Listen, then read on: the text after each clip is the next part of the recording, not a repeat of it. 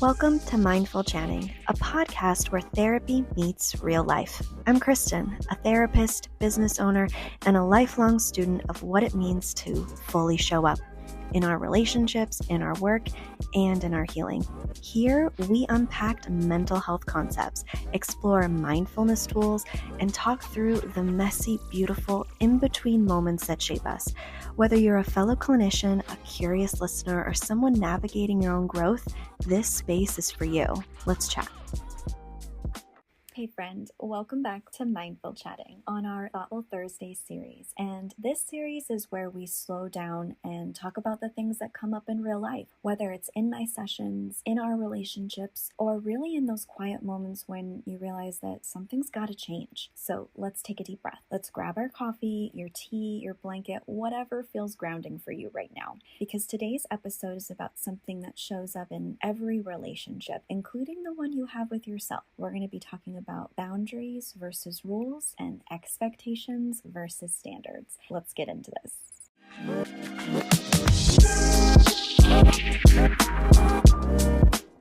Okay, boundaries, we talk about them a lot. They are all over social media. They are in a lot of different videos, but we often confuse them with control. We think setting a boundary means managing someone else's behavior, but real boundaries aren't about control. They're about clarity because boundaries are actually self-care. Rules are about control. So let's break this down. A rule says you can't talk to me like that. A boundary, though, says if you talk to me like that, I will step away from the conversation. Rules try to control others, but boundaries define what you will do to keep yourself safe. Rules come from fear, boundaries come from responsibility, and one tries to change the other people's behaviors, and the other honors yourself. And I think it's really important to define these differences because you can say to someone, I don't want you to speak to me like that. But what that tells someone else is that I'm telling you how you should behave. Well, guess what that person's going to do?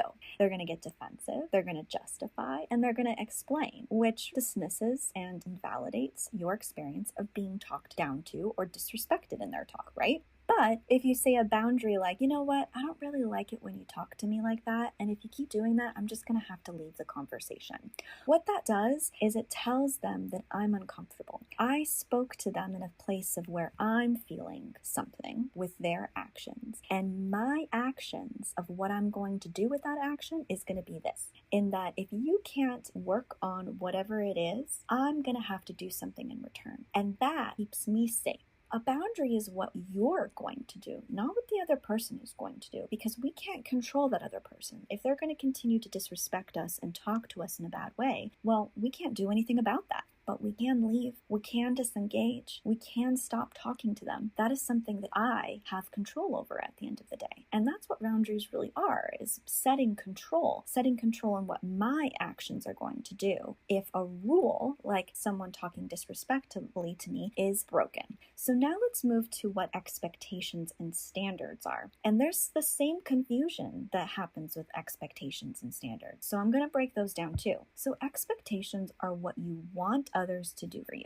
When I walk into a conversation, I expect someone to give me eye contact. I expect someone to want to engage with me. Those are things that I've set probably before I ever entered a conversation with that person. Standards are what you're going to commit to do for yourself. So let me break it down a little bit more. So an expectation says, I expect my partner to make time for me. I expect my partner to want to hang out with me. I expect my partner to spend time with me, right? A standard says, I choose not to stay in a relationship where I don't feel emotionally seen and feel important. Or I choose not to stay in a relationship where I consistently feel emotionally neglected. Expectations often lead to disappointment, because if I just constantly expect my partner to show up and they don't, well, who's really getting mad and disappointed here? Not my partner, me, because I set the expectation for them. Standards leads to my alignment in what I want. I want a relationship where we feel emotionally present and seen and want to hang out with each other because we like each other. That is a standard standard that I'm placing on myself, not on my partner.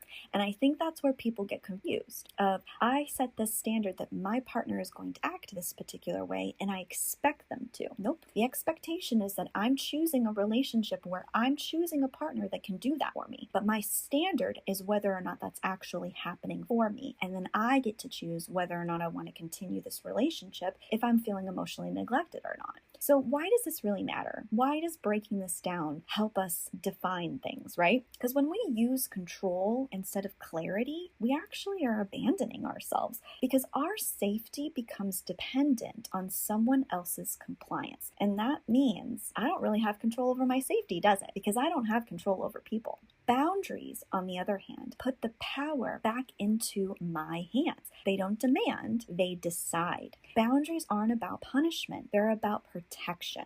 So how do we practice this? So for example, I'm going to ask before I assume. So I'm going to pause before I set a rule on somebody, right? I want to ask myself, am I trying to control them or am I trying to clarify? So let's say my partner comes in and let's say they're ignoring me and we had made plans to hang out tonight. I can ask myself, am I trying to control my partner to pay attention to me? Or am I clarifying that maybe my partner has something else going on in their mind, or maybe they forgot that they even planned to hang out with me tonight, right?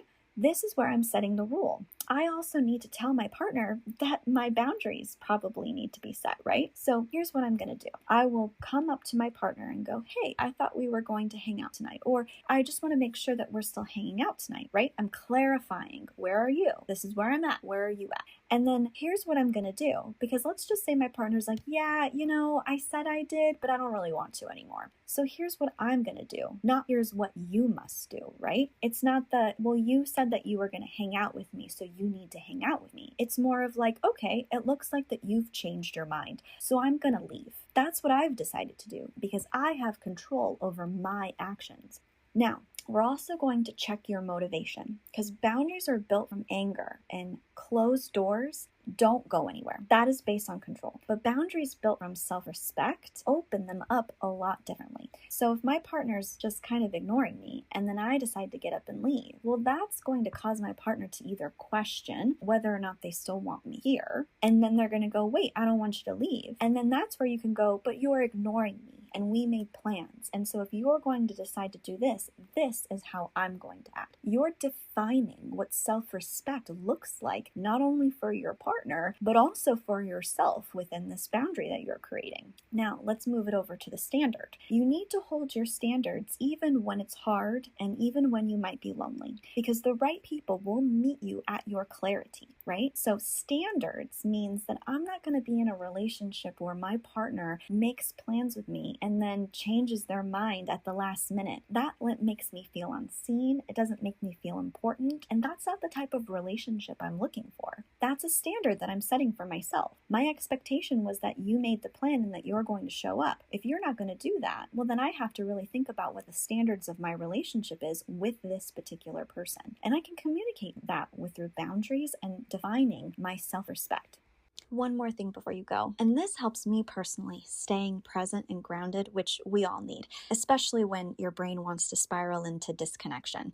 Me too. It's Brain FM. It's musically designed to help ADHD brains, well, really anyone's brain, focus, relax, or sleep, and I use it almost daily. If you want to try it, I've dropped my link in the show notes. And if you're looking for planning tools or ADHD-friendly resources, I'll keep a list of my favorite links in every episode.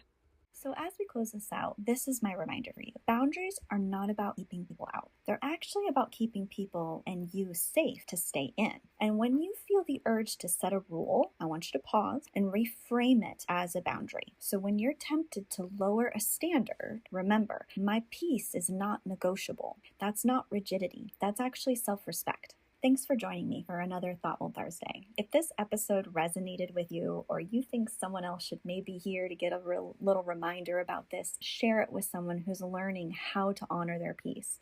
And let it be a quiet reminder for yourself this week too. And as always, be gentle with your mind.